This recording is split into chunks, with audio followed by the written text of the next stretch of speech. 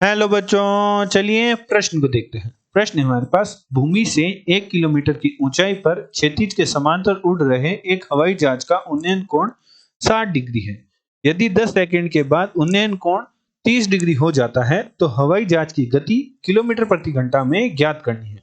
चलिए सर्वप्रथम हम प्रश्न के लिए मुख्य अवधारणा लिखते हैं। मुख्य अवधारणा, तो चूंकि हमारे पास चाल बराबर सूत्र होता है, चाल बराबर हमारे पास होता है दूरी बटा समय, तो निम्न सूत्र की सहायता से हम हवाई जहाज की गति ज्ञात करेंगे।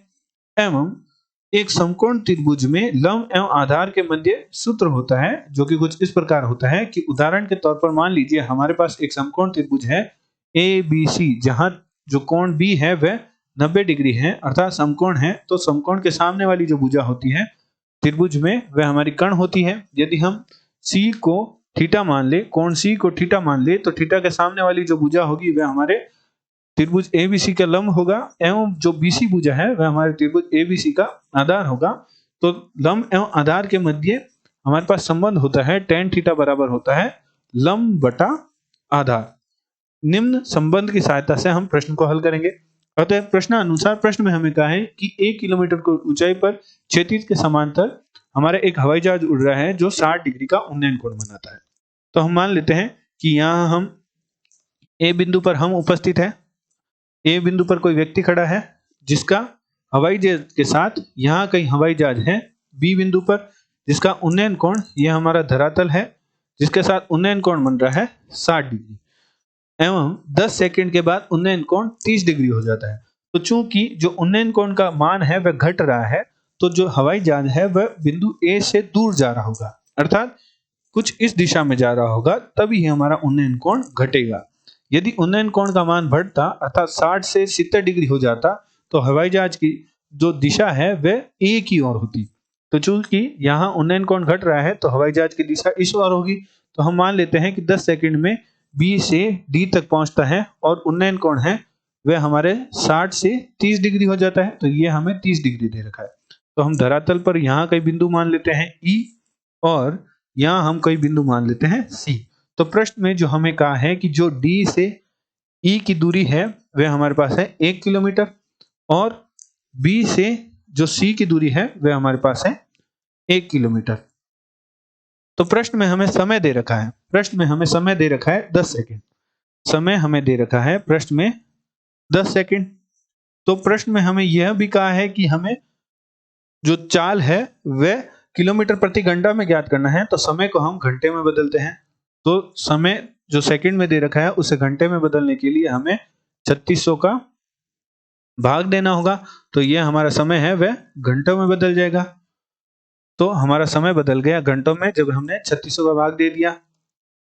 तो चूंकि हमें चाल ज्ञात करनी है और हमें बी से डी के मध्य जो हमारा समय दे रखा है, यदि हमारे पास बी से डी बिंदु के मध्य दूरी प्राप्त हो जाएगी तो हम दूरी बटा समय के सूत्र की सहायता से हवाई जहाज की चाल ज्ञात कर लेंगे। तो चूंकि हमें बी से डी के मध्य दूरी ज्ञात करनी है तो हम मान लेते हैं बी से डी के मध्य दूरी या सी से ई के मध्य दूरी को हम एल मान लेते हैं एवं ए से सी के मध्य दूरी को हम एक्स मान लेते हैं।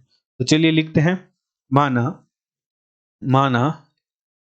सी से ई के मध्य दूरी एल है एवं ए से सी के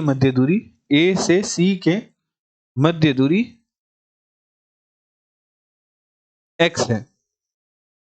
तो चलिए सर्वप्रथम हम एक्स ज्ञात करते हैं। त्रिभुज ए बी सी में जो हमारा लंब एवं आधार के मध्य संबंध होता है उसकी सहायता से, तो त्रिभुज ए बी सी में, तो चलिए सर्वप्रथम हम त्रिभुज बनाते हैं।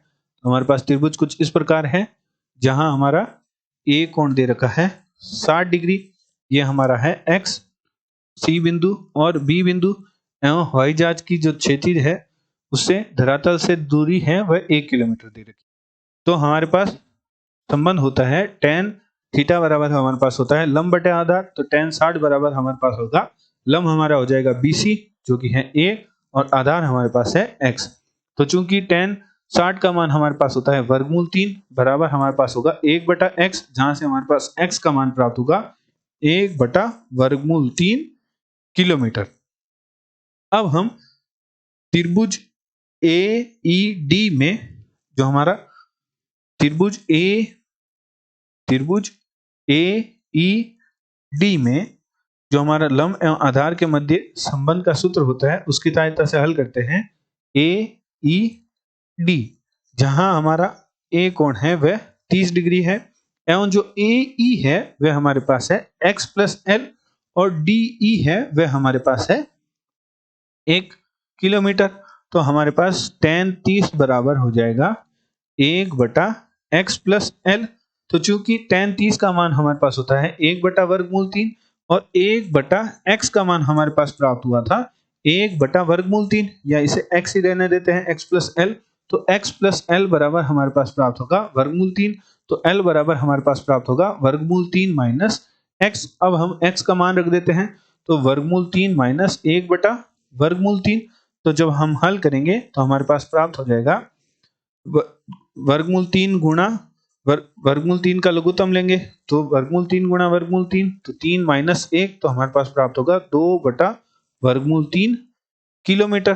तो हमारे पास जो दूरी निकालनी थी, हमने C से E के मध्य दूरी निकालनी थी, वह हमने प्राप्त कर ली। वह हमारे पास प्राप्त हुई 2 गुणा 2/वर्गमूल 3 हमारे पास प्राप्त हुई, और 2/वर्गमूल 3 हमारे पास जो C से E के मध्य दूरी प्राप्त हुई, एवं हमारे पास C से E के मध्य दूरी है एवं हमारे पास C से E के मध्य समय दे रखा है। तो चाल बराबर दूरी बटा समय के सूत्र से हम हल करते हैं, तो हमारे पास चाल बराबर हमारे पास होता है दूरी बटा समय।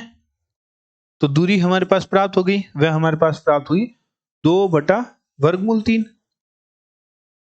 और ये हमारे और C से E के मध्य जो हमारा समय है वह हमारे पास था 10 सेकंड, जिसे हमने घंटे में बदल लिया, तो 10 और हमारे पास 36 तो प्राप्त हुआ। इसे हम गुणा में भेज देंगे अंश में, तो व्यवस्थित करके यदि हम लिखें तो 2/वर्गमूल 3 गुणा 3600/10। यदि हम वर्गमूल 3 की गुणा और वर्गमूल 3 का भाग करें तो हमारे पास प्राप्त होगा 2 गुणा वर्गमूल 3 गुणा 3600 बटा हमारे पास प्राप्त हो जाएगा 3 गुणा 10, तो 10 से 1 0 कट जाएगा और 3 से हम काटे तो 120 हमारे पास प्राप्त होगा। तो हमारे पास हवाई जहाज की चाल प्राप्त हो जाएगी। हल करेंगे तो हमारे पास हवाई जहाज की चाल प्राप्त होगी, वह प्राप्त होगी 415.68 किलोमीटर प्रति घंटा।